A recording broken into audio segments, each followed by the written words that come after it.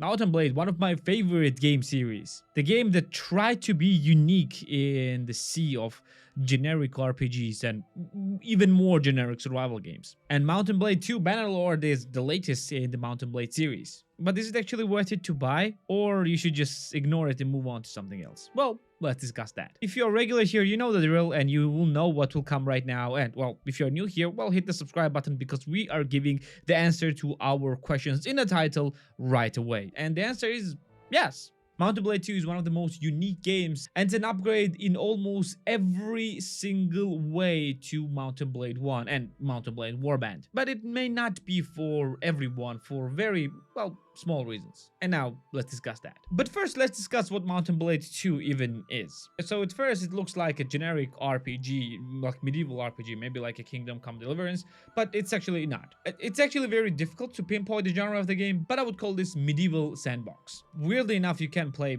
this game however you want, and I mean literally. In the beginning of the game, you choose culture you can play, and each culture has its own, well, different stats and different, well, plus and minuses. And after that, you choose your story, or who you are, where you were born, how you grew up, and things like that. It actually affects your game, at least in the beginning. And after that, you can just continue playing however game you want. I mean whatever way you want to go with.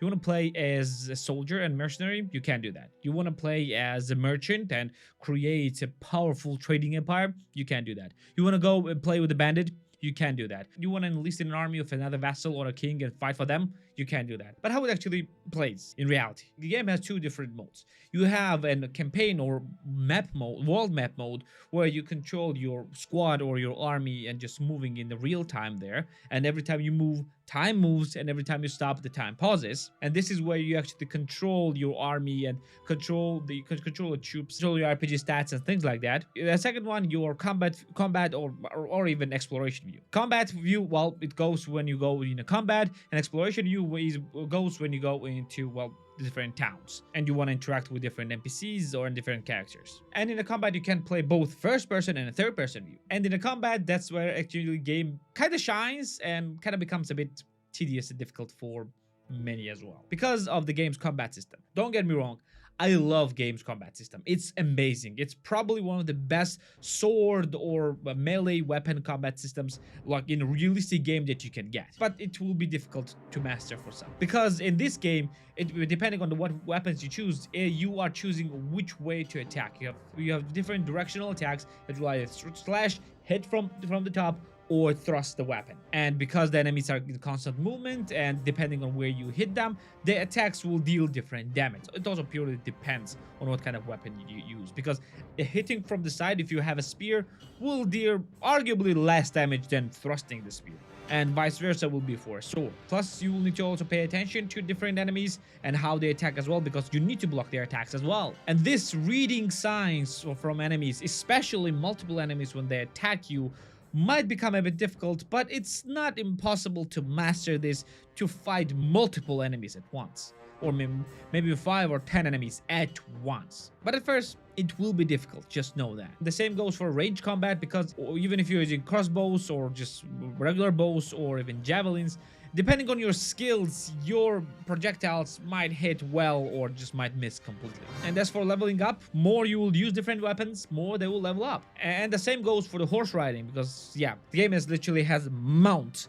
in the title, because yeah, game has pretty great mounted combat as well. And it was actually one of the first few games that had very good mounted combat. I mean, the first Mountain Blade, of course. And the combat where the game is insanely fun, because the battles can be huge. And I'm not talking about dozens of enemies or dozens of your soldiers. I'm talking about hundreds or maybe even thousands. So if you want a big combat, just prepare your powerful computer, because yep, it will be tested. Even though game is not very difficult to run, in larger combats you will need powerful computer. You know that you can also control your troops in a combat, giving them certain different commands, but don't make the mistake like me and don't play your game in the 40% keyboard like I do, because yeah, you will need function rows and number rows. Thankfully, I have the functions laid out on here. By the way, it's not a single part keyboard, there's the second half as well.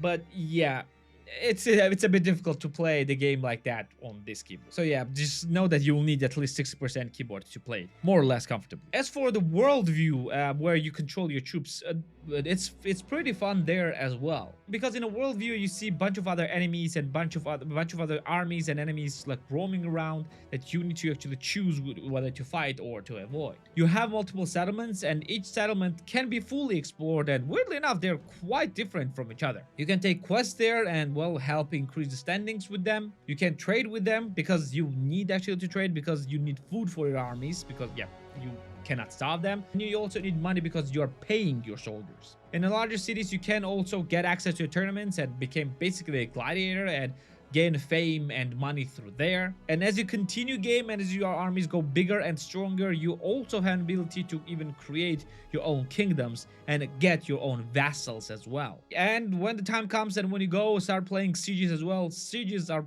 pretty fun game because of all the chaos that is happening around. But is the game perfect?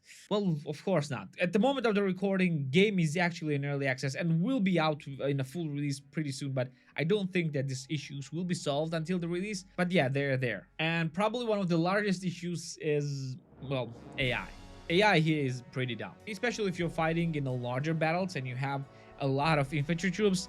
Yeah, they are piling up on each other, especially if you're gonna go with the sieges. They're piling up and zerging basically every single enemy. And if you're fighting against the smaller forces, you will see, and especially the small force has some kind of cavalry and you have an infantry units, you will see like this large blob of your troops following this single horse rider all around the place. And vice versa will be the same for you if you are mounted on a horse and everyone else is an infantry unit.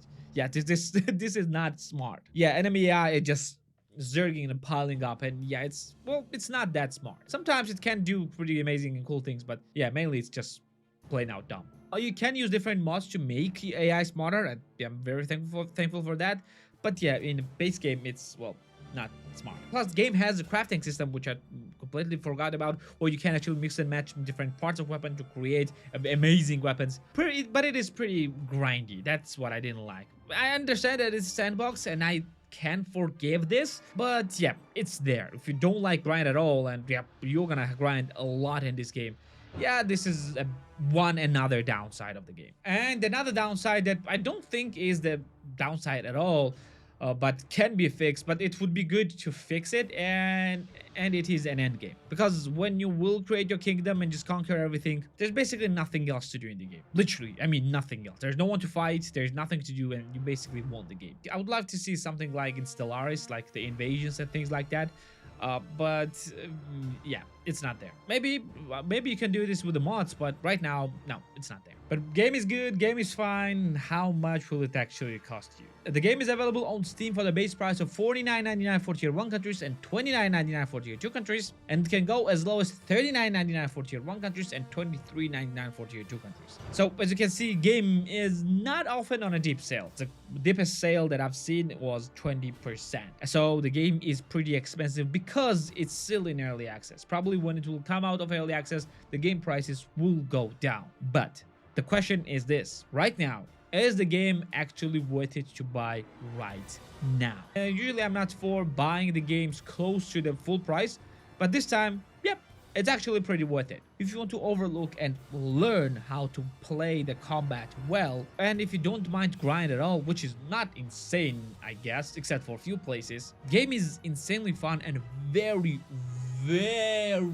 long to play, especially if you're gonna count in mods, because yep, the mod support is probably and will probably be as extensive as in the first game, and you will see, and you are already seeing, an insane amount of mods like playing in the Lord of the Rings universe, or even probably, I haven't seen it for the Mountain Blade 2, but for Mountain Blade 1 there was an actual Star Wars mod. Basically you can play the Mountain Blade in the Star Wars universe, and most likely it will be here the same as well. So yeah, just because of the insane amount of replayability this game actually gives you, an insane amount of customizability, because yeah, you can play in a lot of different ways with a lot of different weapons, and insane amount of modability. Yep, this game is absolutely worth it, even for this prices right now, and probably in the future it will become only better. And well, I guess this will be it for today. Thank you for being here with me. Like the video if you like it, subscribe for more videos like this one, and I'm gonna see you in the next one. See ya.